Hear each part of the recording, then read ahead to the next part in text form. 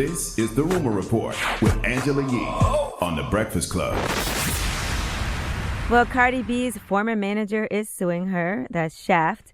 And that's because he says that basically he got shafted. He says that his contacts and personal team of writers and producers are responsible for Bodak Yellow, and that's how she got that hit song that allowed her to get her major record deal and her publishing deal that's worth millions of dollars.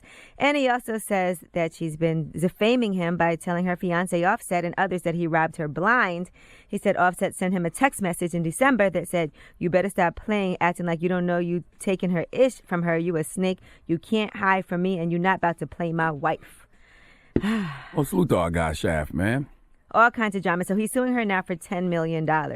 Now, in response, she's saying that she had every right to drop him because he was taking all kinds of cash from her behind her back. And she first confronted him on Super Bowl weekend.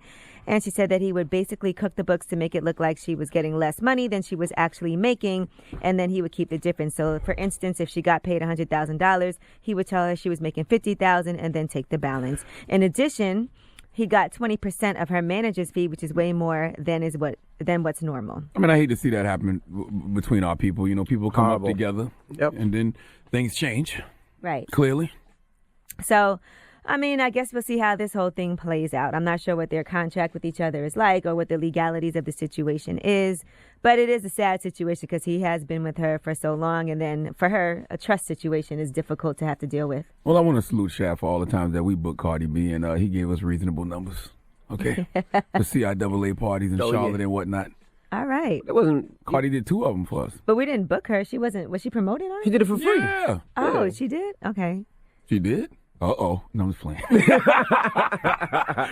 All right. John Legend versus Kanye West. Now, Kanye West ran ahead and posted some text messages between himself and John Legend. And we discussed how John Legend was just tweeting and seemed like he was talking about Kanye and his tweets.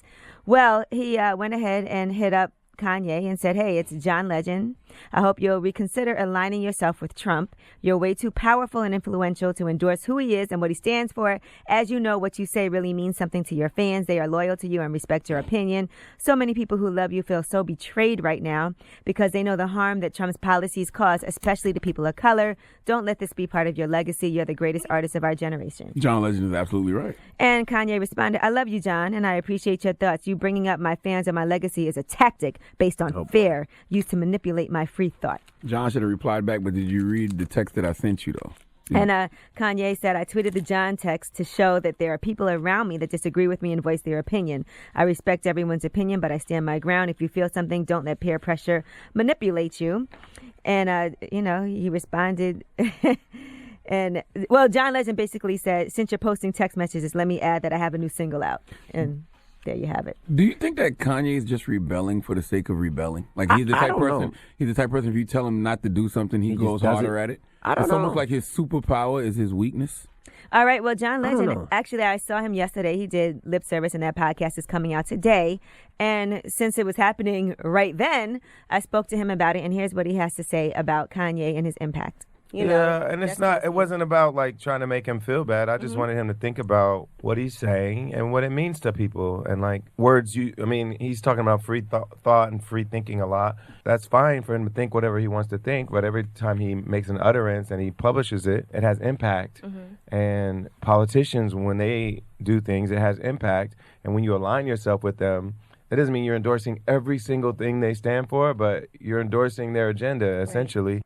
All right. He also talks more about Kanye just basically having to realize the impact on the average person.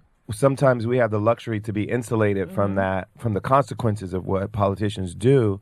When politicians do bad things that affect a lot of ordinary people, they don't affect us. People.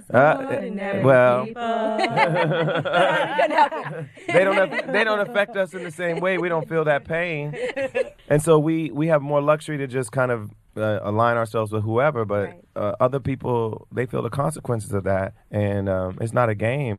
And let's just skip to the last one on whether or not he thinks this whole thing with Kanye is a gimmick. He's always also sold himself as authentic to everybody. And like when he said things that you might have disagreed with, you always believed he was saying it because he really felt it. Right. And if this is a gimmick, which based on his text, I don't know if it is a gimmick. He seems like he just feels this way right now. But if it is a gimmick, it's not good for him because, like, part of what he's always said to us, he was being real. If he really believes this, then I just hope he'll think about it some more and reconsider. But if he doesn't believe it, then it's not a good look.